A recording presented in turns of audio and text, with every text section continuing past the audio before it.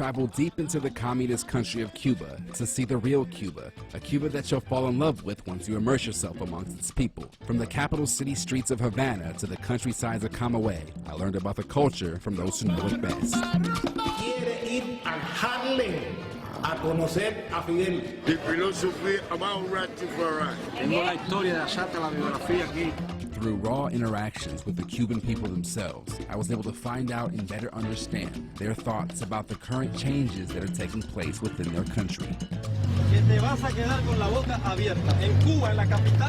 Whether it's the colorful artwork or the memorable music, the infectious dance, tasty Caribbean cuisine, or the world-famous architecture, Cuba is truly a gift, and for photographers such as myself, a gift that keeps on giving. This enchanting and often misunderstood island will leave you addicted and surely captivate your heart with its flourishing vibrance. So join me for the second time as I get lost in the back streets and force myself to ask for directions from the locals. ¿Dónde es el Careca? Oh, A pie, semáforo. So behind me is the nuclear weapon. Get ready. Welcome to the Gilchrist Experience. As you see, I just came back from Cuba. It was fabulous, guys. I mean, it was really fun. I hadn't been in the sun in 2 years, and I caught up. So it was 85, 86, 87. Every day we were there from Sunday to Friday. And like we came into town, and we got to the hotel, and it wasn't the best hotel. I was a little disappointed. It was my baby's birthday. So this is Sunday. So what happened was we went to catch the bus. I got my camera. We were about to go into town. And we ran into a couple of locals who were coming from the beach. What was it? The name? Beverly? How could I forget his name? What's his name, Beverly? Freddie. Freddie and his young lady, and we caught a cab together coming to Central Havana. So here's play number 2. I want you to show. This is the first club this guy takes us to in Havana. So we walk into this place, and Ernest Hemingway is in the corner in a bronze statue. You'll see it. Well, you won't see it in this clip, but run that second piece. And this is how we were introduced to Havana.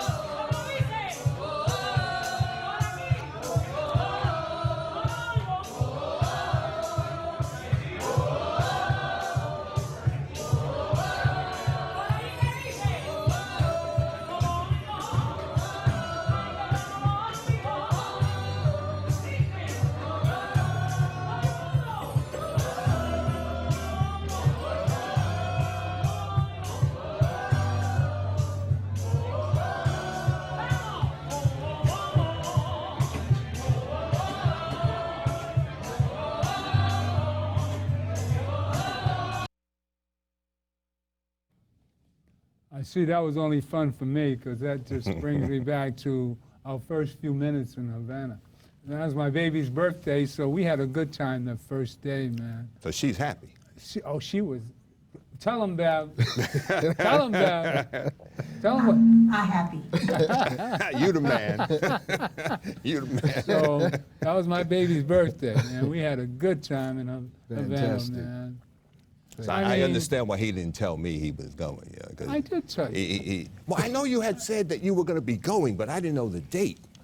Oh. I didn't know the date. I- And of course, I couldn't be invited because, that was just like Adam and Eve again. My baby's birthday. I know, yeah. I wanted to go lay in the sun. I wasn't going to do anything more important than that. As you see, I laid in the sun quite a bit. So I'm happy too. I got some vitamin D, and the people are nice. People are friendly, but they'll hustle you like any poor country. And everybody's got game there. But the scenery is gorgeous. The health care is wonderful, I understand. We have to go down there and do an official visit with the doctors training in Cuba, with IFCO. And Lloyd Williams is also involved with Cuba. So next time we'll do something more official. But this time I just laid out in the sun and enjoyed myself, man. The beach was gorgeous. I mean, the water was clear. I mean, out of all the Caribbean countries I've been to, this is one of the nicest beaches I've been to. But it was fabulous, guys. I hadn't been away in 2 years, and I really thought I earned that one. But back to the hood and reality. With memories. Huh? With memories. Yeah, of Cuba. Where you've been. El Gran Combo. I see you have a Cuban handbook. This is a Cuban handbook because I have desired to go to Cuba for years and have not made the move, but I'm going to make it What's very a soon. $300 flight? Well, it's From cheap. Hey, Direct flight, JFK to Havana. $300 round trip. Round trip. JetBlue, round trip. Oh man, that's cheap. That's almost as cheap as you can't go to LA for $300. You know? So Is his fantastic. brother still? Who's In charge? the current Fidel's president? brother, His Raul. brother, Raul. Raul. Raul still in? I think so. I didn't get office? into the political side, but you know, the party side I did. I saw the better part of Cuba that first day. We went to the Waldorf Astoria in the square there. I've got pictures of the Capitol, and we just had a good time. First day. After that, we were regular tourists because we couldn't find, what was his name, Jeffrey? Freddie. Freddie. I wasn't there and I remember his name. See, Freddie's out my mind.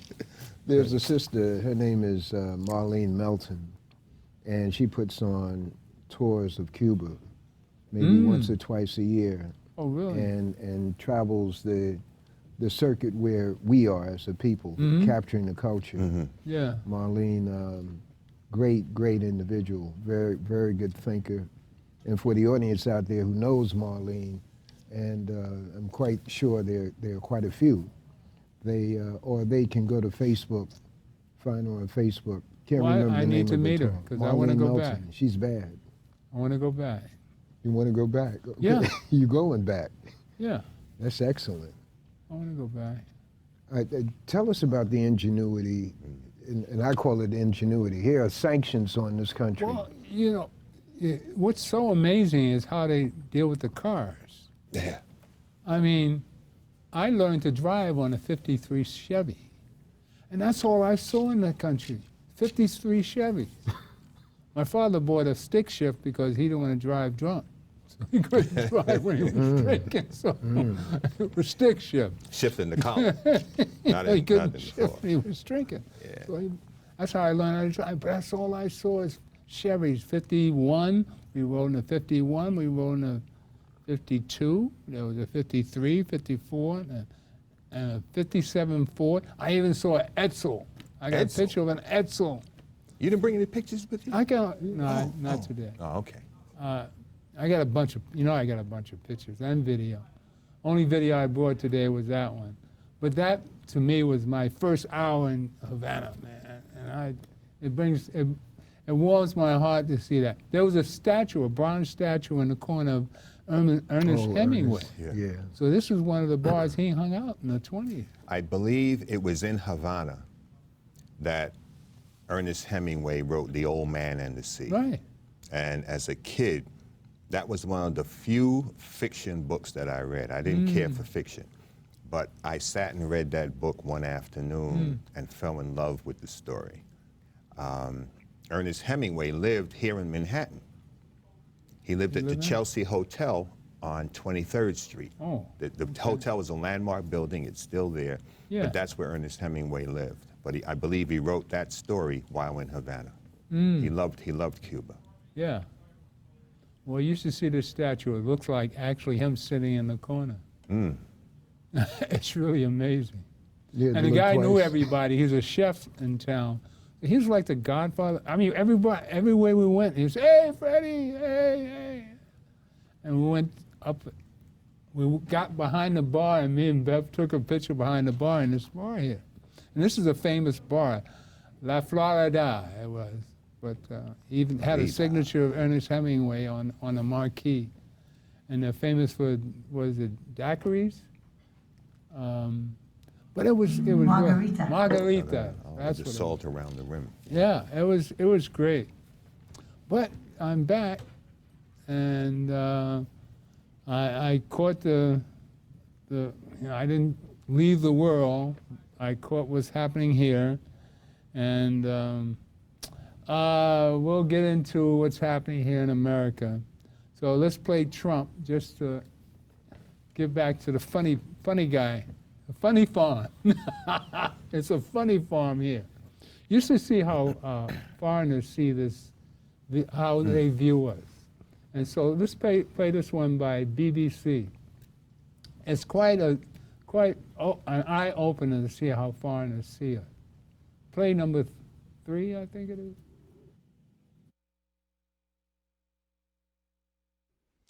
Donald Trump is to face impeachment charges following a decision by Democratic members of the House of Representatives.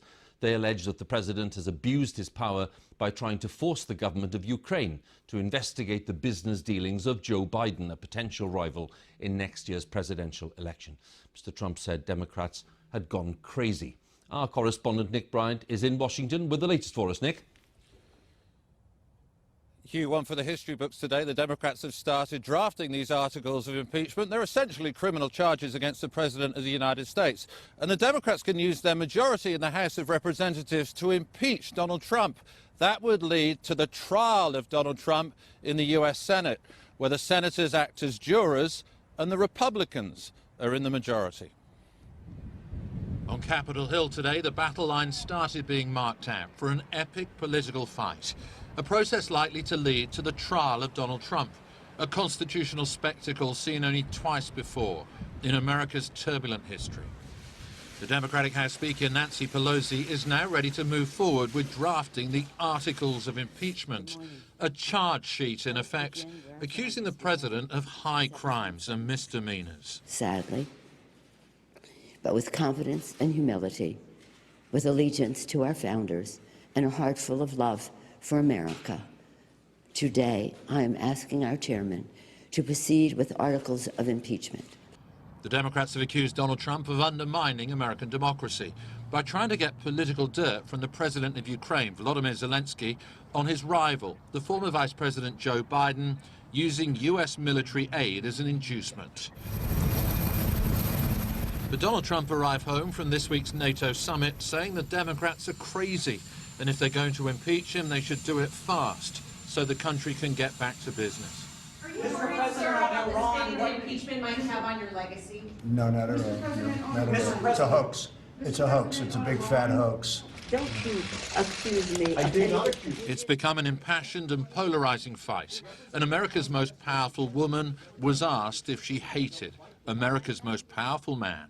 I don't hate anyone. I was raised in a way that is a heart full of love, and always prayed for the president. And I still pray for the president. I pray for the president all the time.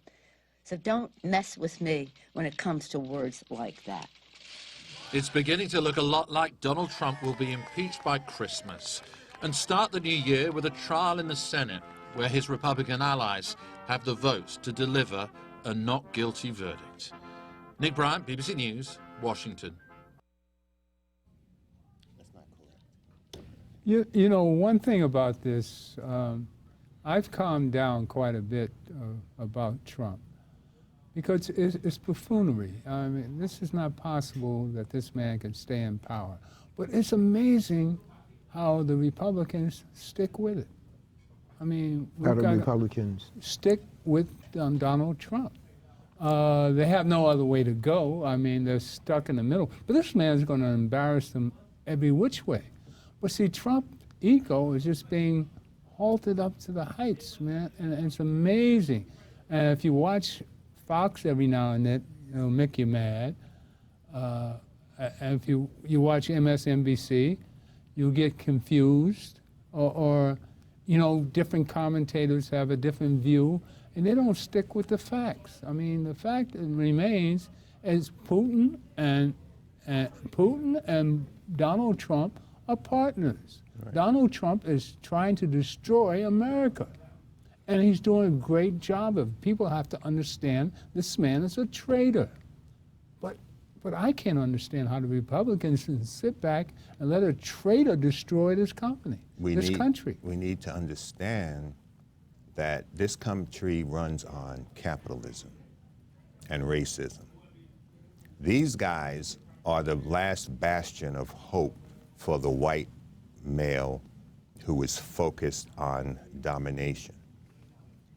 Couple of things. But that's always existed. Yeah, but there's been a paradigm shift, right?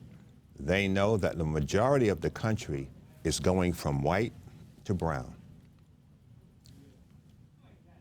The thing that they have to work with is the Electoral College, because we don't elect the president. That was never given to us in the Constitution. It is the Electoral College, and they are even manipulated at times.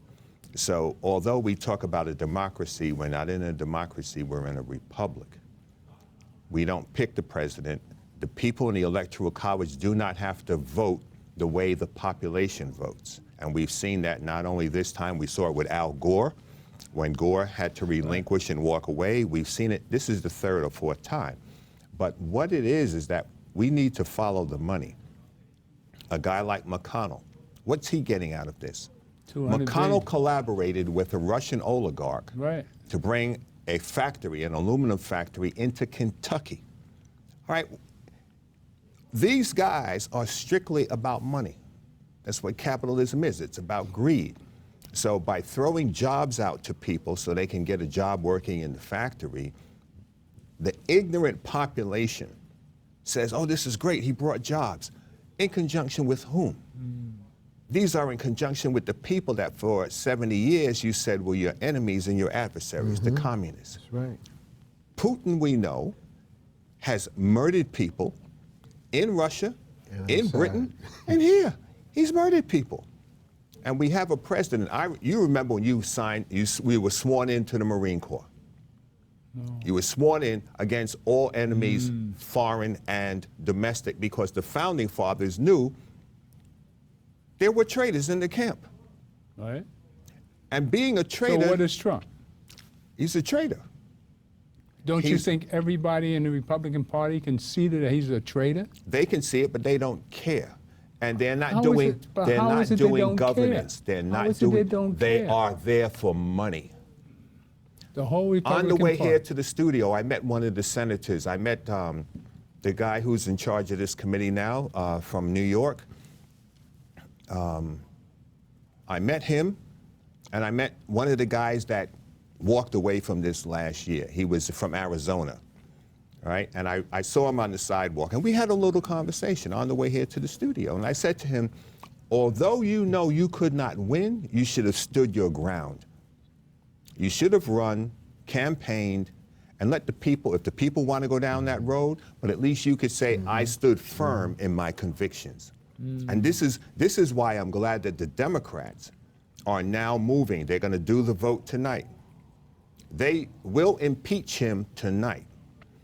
The Senate will prevent him from being removed from office. But the thing is that in terms of governance, These are politicians. They're doing politics. They're not doing governance. They're not looking at what's best for the country and for the people because they're getting paid on the backside on a lot of these deals. Don't you think the truth's going to come out? The truth will come out, but they don't care because they're not about the truth. What about the people?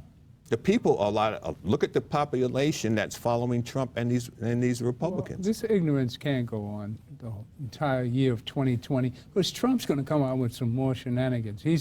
Giuliani in the mix?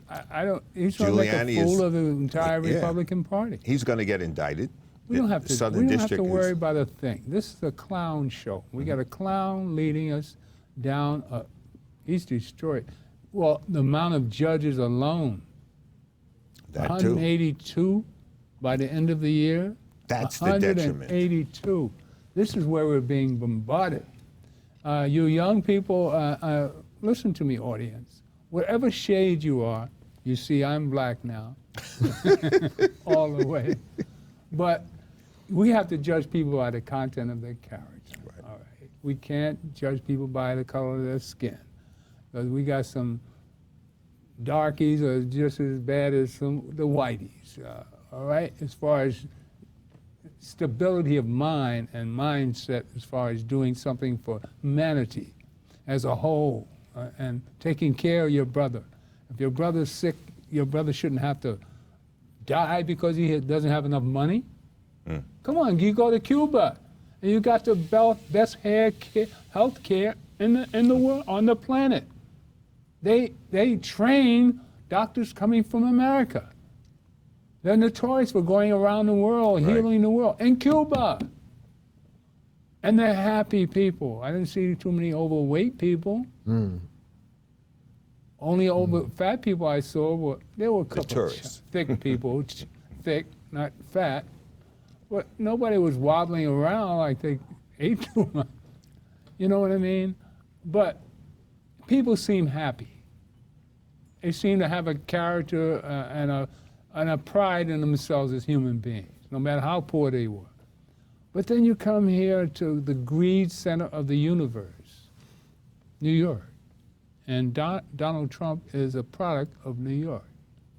He's a New York con. I say that all the time. We grew up in his environment when we were corporate. In the corporate days, Donald Trump was running the plaza. But those were different times. All of New York was decadent. Trump brings a different kind of style to their game. Yeah. He fights dirty. He fights dirty in the only way he knows how to fight. And in the process, he exposes his enemies. They throw dirt at him, the trash comes back in their eyes. And I feel that we should look and pay attention to what comes out of his mouth that gets a reaction with them. Whatever reason, Trump was not supposed to be the president. Right. He was not supposed to be. From the angle of those who finance both political parties. He got in on a fluke, and they have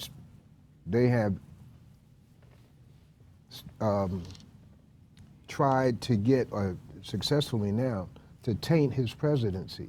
Now, there are plenty of things that we could look at in terms of, quote, why he is not for us. And one is the taxes. He gave those tax breaks to the rich. But nobody talks about that because the whole Senate practically are millionaires anyway. So, but there are reasons why it's not, why many of us don't like Trump is not for the reasons the Democrats don't like Trump. I'm talking about as a party. There are real reasons.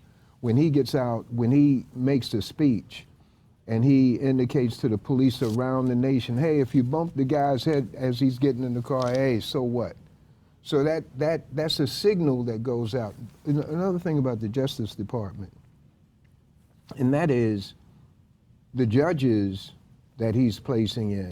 It's a continuation of what happened in the Justice Department during young Bush's 2 terms, and they were removing nonpartisan prosecutors. So you have today, you have cases just like Eric Gardner in New York, which was not prosecuted by the Justice Department. Here's a man killed in broad daylight. And you have other murders around the country, and they have not, the boy that was down in Arkansas, Georgia, who was found in the gym mat. They said he was going down. Yes. Rolled up in the gym mat. That's a big story because the leading suspect in that case is a young man whose father is an FBI agent. Ah, okay. Dick Gregory brought that out. And it's news down there, but his parents have not been able to get, were not able to get the Justice Department to intercede and pursue. My point is, there's stuff that's going on that we need to be looking at as opposed to being caught up in what they're putting out. When you look at, when you talk about the people, if the people aren't reading, if the people aren't listening to a station like WBAI, they're not going to get a different point of view than what they're getting over CBS, NBC, ABC, and the rest of these guys. You ask, one of the sins that I see talk show hosts do, I'm talking about black talk show hosts, is to ask their audience, what is your opinion? And the opinion that they're giving comes from the Post, the news, and the other sources of misinformation. You have to listen to Sharpton more often. Definitely, but and it's or come to the rallies. You need to come to the rallies. That's my exasperation. He's right there next to Lenox Terrace, Delano Village. Yeah. Place should be jammed when you don't have a problem to pick up information. Too. You can stream it. I do the streaming. I mean, that's church for me. I've been there 22 years, and I'm fed every time I go. I'm never bored, and he always, the unique political analysis he always gives on everything. It's uncanny how he does it, and then he puts in the spiritual note that really is uplifting to all. I mean, you know, God is real. I ran a tape on it once, a couple of weeks ago. I saw God is real, and I needed so much for all that trauma, you know, because I'd been going through a thing with family for years now, and finally I prayed hard, and my baby came back to me, and she was on the show last week. I should show that one. I forgot to bring that one. My baby just turned 50. You know, my baby girl is turning 50, man. Beautiful. And it was such a treat. She just came back into my life after all these years. And it was rewarding, and I had to wait till and God told me I had to wait till she turned 50. She's ready. Wait till the Lord be of good courage. Yeah. And that's what everyone is. I had to wait till I was 54. I woke up. And I didn't really settle down till 52. So I think it's an awareness of all of us spiritually. We have to reach down into we say it all the time, but that deep belief in the spirit and the human. I mean, we're loving people, and to have to hate, and this calls for Rosalind Jeffries, Common Avenue Baptist Church.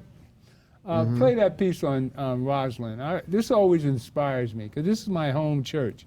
I started going to this church in 1942 on my mama's knee. So play Rosalind Jeffries. At what church? It's a tape. At what church? Concord. At Convent. Convent. Convent Avenue Baptist Concord's Church. Brooklyn. Convent. This is Rosalind at Convent. This is...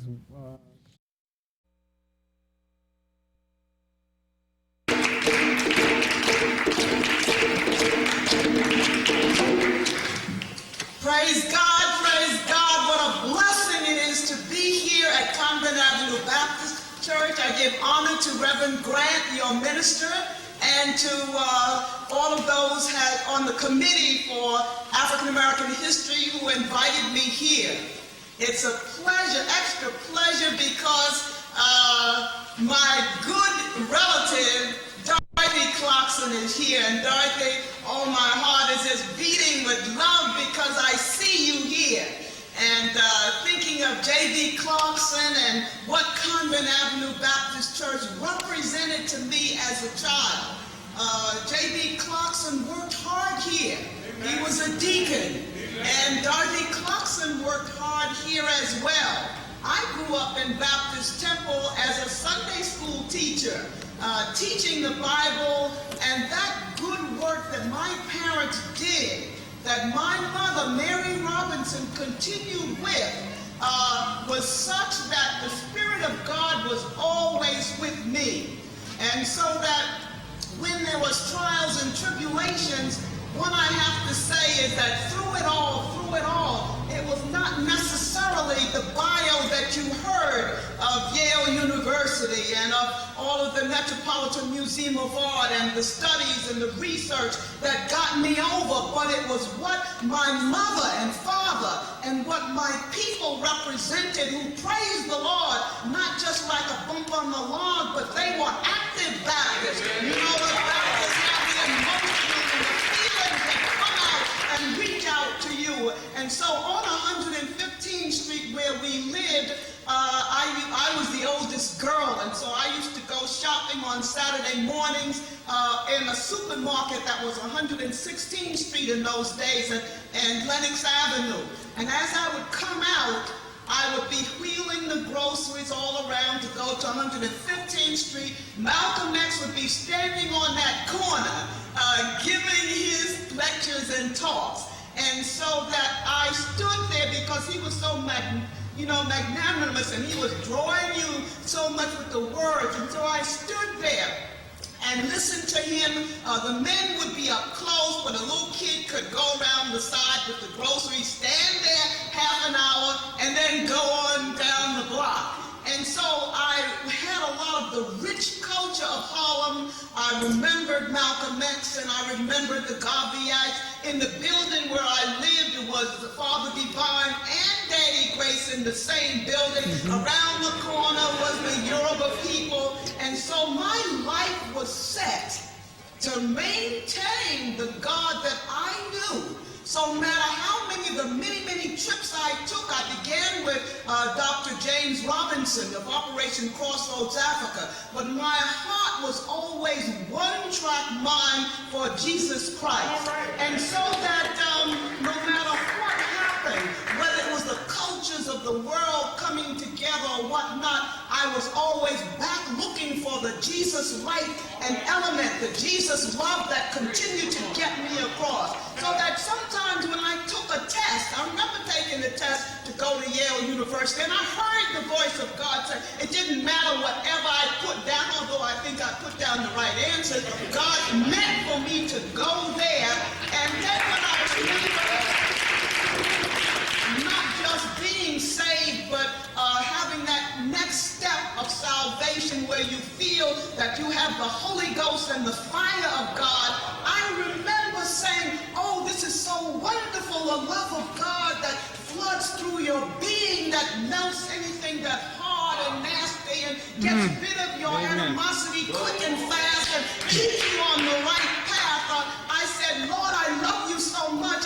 And I said, I'm going to get rid of these objects. Those were museum objects. And I was in museum studies at Yale. And I said, I'm going to get rid of all of this. I'll even give up. I won't even go to Yale anymore. I love you so much. I'll just sit down and love you. And then I heard the voice of the Lord said, no, you will not. Your mission will be to separate the wheat from the chaff. So that many of those objects that our ancestors produced, many of them were not necessarily idols. An idol is anything you put in the place of God supreme. It could be your God. It could even be a picture of Martin Luther King where you always say, I used to march, I used to. What are you doing now? Are you worshiping God? If not, that picture is an idol. And so that I began to see even terrible looking objects that had nails all in them, and understanding that each nail represented a court case. And so that each nail was as if it was part of the long list of those who had died that was just mentioned as part of our rich ancestry, that they were court dealings and court cases, and that life is not always a bed of roses, but sometimes there are some vicious things that we have to overcome. So that same chapter 6 in Ephesians is one that talks about putting on the whole armor of God, so that we'll be full of strength to go against the wiles of the devil and the wiles of evil, so that we sometime must look in the face of the evil, those that were killed, and stand up and affirm the righteous and the good and continue in what we're doing. A lot out of that, you know. Jeffries, I'm getting an echo out here for some reason. You hear the echo? All right. You said you get a lot out of it. I get a lot out of this because of the fact that Professor Jeffries, every time he's here, we always concentrate on being African. And last time he was on, he was so proud of the fact that somebody in Africa called him Daddy. At the moment that he was on. The moment he was on the set, remember that? Yeah, yeah. And I thought to him, I said, well, you're dealing with a nephew that's in the belly of the beast. Why aren't you paying more attention to what's happening here in America, where we can affect the planet? And he has a wife that's steadfast into the Christian church.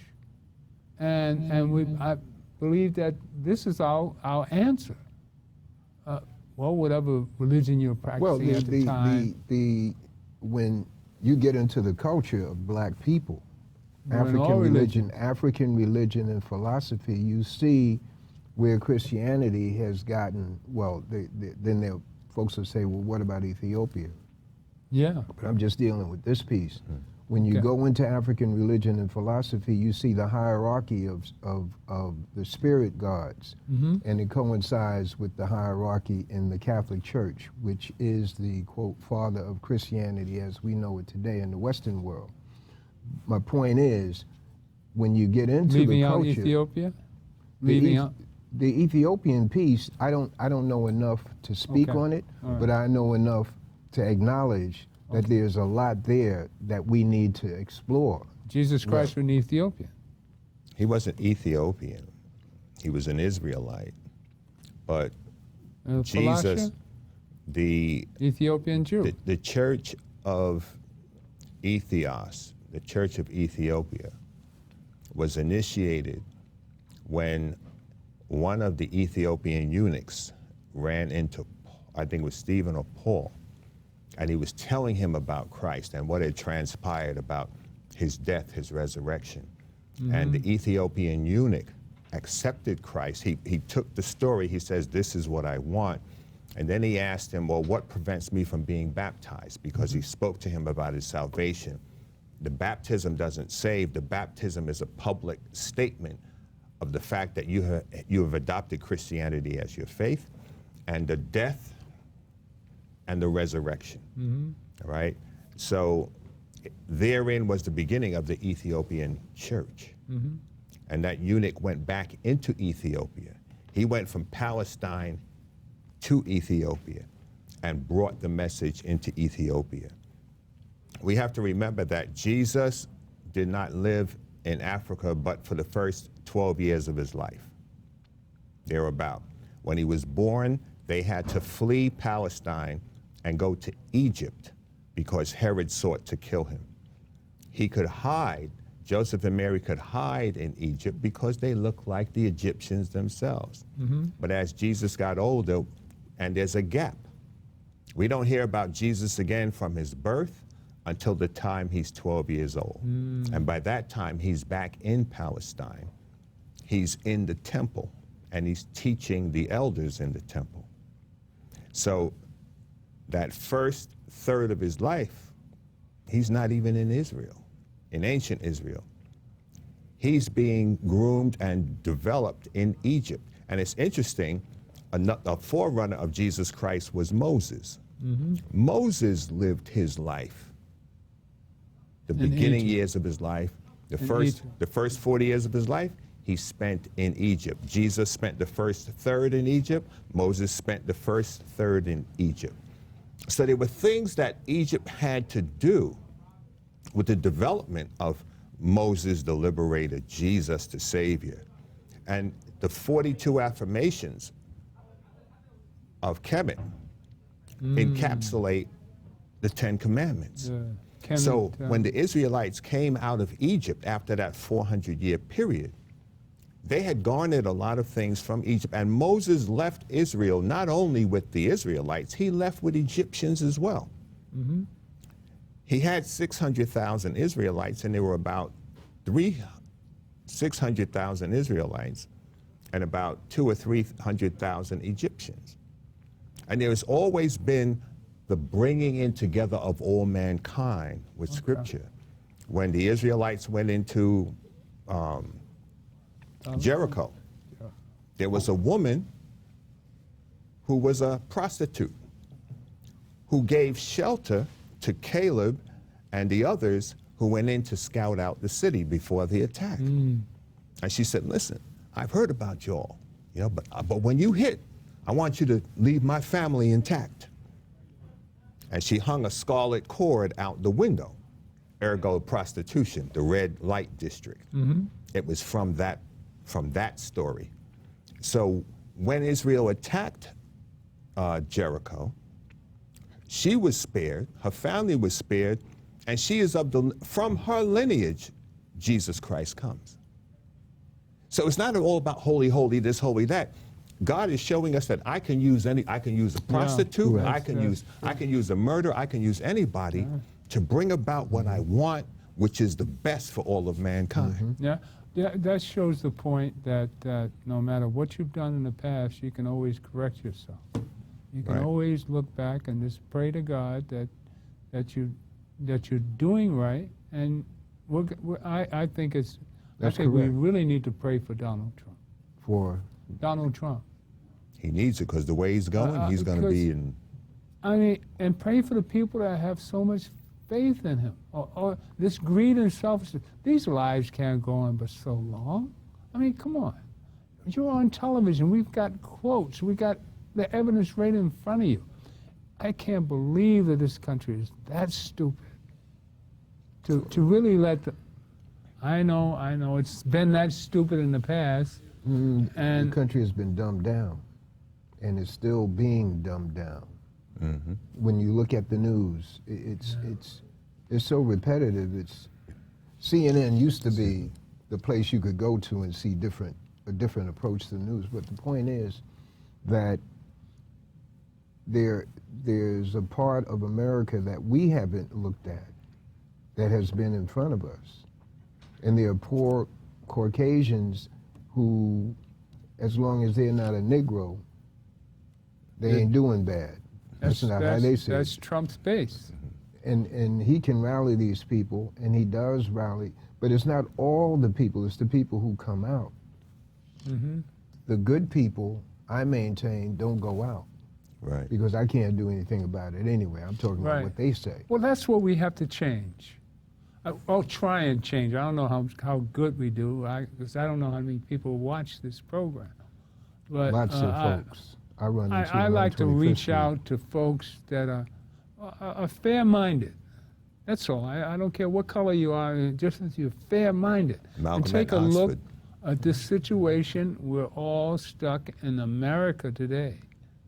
And we have to pay attention to this man that's in the White House. He's a nut. And we know it well, but we have to be spiritual about it. I mean, we have to reach down to our gut and let the better part of us come out and try and help. Now, if you think you can't do anything to change this, those are the people I'm talking to. You can change things with a little faith and just a little gumption. Just stand up on your two feet. Stand tall. There is hope. There is a God. God is real. I testify to it. It happened in my life every time I turn around. Everything's a blessing for me. I mean, I just say, where are you coming next? Keep The trick was a God. Just stay right, and God will bless you. And be gracious with it. When you have good fortune, you spread it around. You keep good cheer. You stay on the upside of things.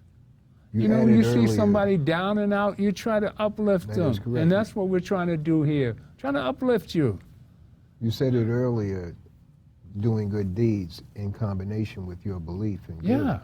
Gotta do good deeds. Right. Try to do 10 good deeds a day. Let me get Hakeem in here, who's in the belly of the beast, another Jeffries. I showed you Rosalind Jeffries in the Christian Church. Just got an email from him. Hakeem just sent an email out about Professor Jeffries, who was on here, how long ago? 2 weeks ago? 2 weeks. All right, so we're going to run the piece on Hakeem Jeffries. He's in the middle of all this stuff now. So we'll praise Hakeem. Hang in there, Hakeem. No, don't say hang. We don't hang. Oh, I mean, don't say hang. My brother.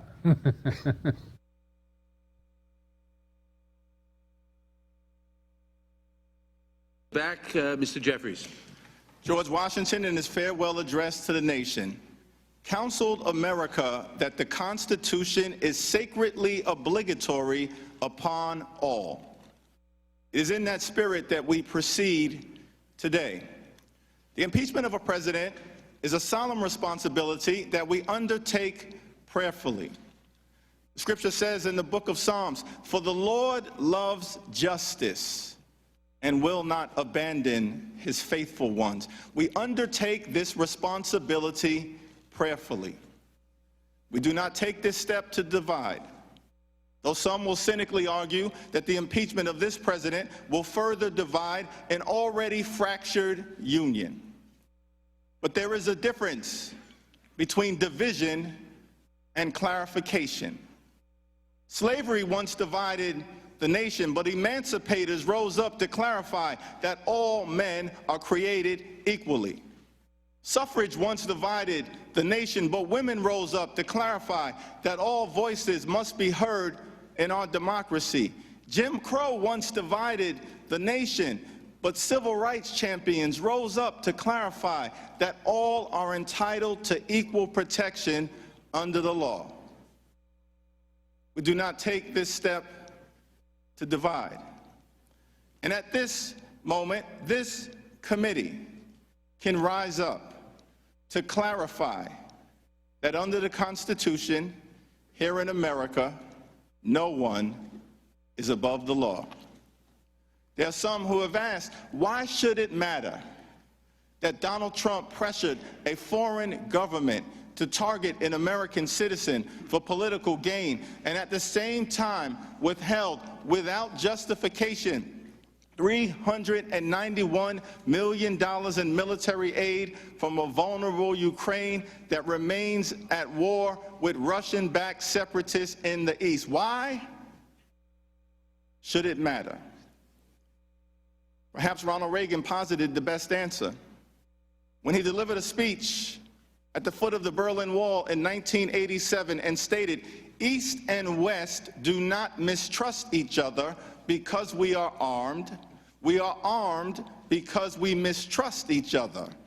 And our differences are not about weapons, but about liberty." That is at the heart of the Trump-Ukraine scandal.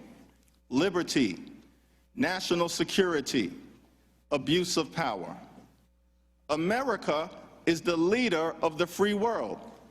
We play that role because it is in the best interest of the national security of the United States. We play that role because we believe in liberty and justice for all. We play that role because freedom is in our DNA.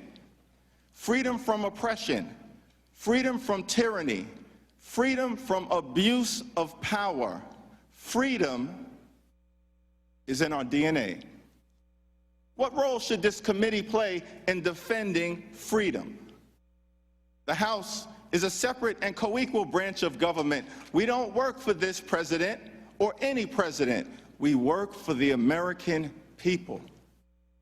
We have a constitutional responsibility to serve as a check and balance on an out-of-control executive branch.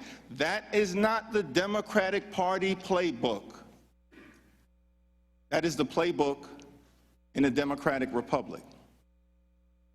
James Madison once wrote in Federalist 51 that the House should serve as a rival to the executive branch.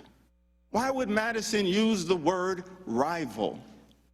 It's because the framers of the Constitution did not want a king, they did not want a monarch, they did not want a dictator, they wanted a democracy. The House Judiciary Committee must defend our democracy because in America, no one is above the law, not even the President of the United States. We must hold this president accountable for his stunning abuse of power. We must hold this president accountable for undermining America's national security. We must hold this president accountable for corrupting our democracy. We must impeach this president. We can't stop. We won't stop.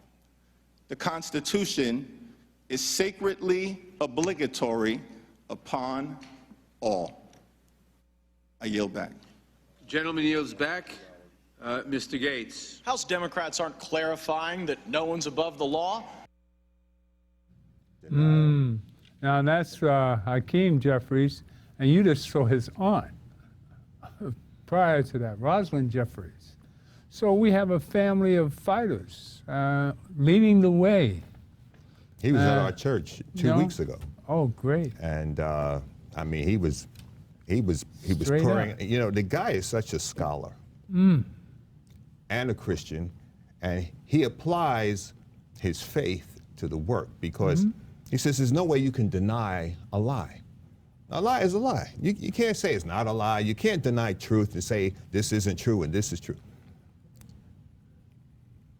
When he comes, every time he's in town, he'll generally come to service. Michael Eric Dyson was there this Sunday. Oh, wow. And dicing it up, you know. The application of your faith is important. You just can't say, well, I'm spiritual, hallelujah, I love God, and you're doing nothing. God didn't put us here to do nothing. That's right. He put us here to be an influence, to be a benefit and a blessing to other people, so that they too could turn around and say, wow, you know, God introduced me to Brother Leroy, and I'm better for that. Amen. God introduced me to Winston. I'm better for that. Amen. That's what he wants us here for. That is absolutely correct. Not talking about, oh, I pray all day, I read the Bible all day, or I read the Quran all day. No, that's not it. Once you come to the point of realization that you have a relationship now with your Creator, what do you do beyond that? It's not about sitting around and just humming. No. It is to apply your life to the society. You have to bring the point improve out that you've got a lot of hustlers in the church too. You got a lot of hustlers church everywhere. pimps. You know, the devil's in the church where he's there's a human being there. There's a devil where he there. feels he should be. Right there. He's on your shoulder, you know, and we got God and the devil on the shoulder. So I mean, God and the devil are everywhere. He's in you. That comes with the human kit.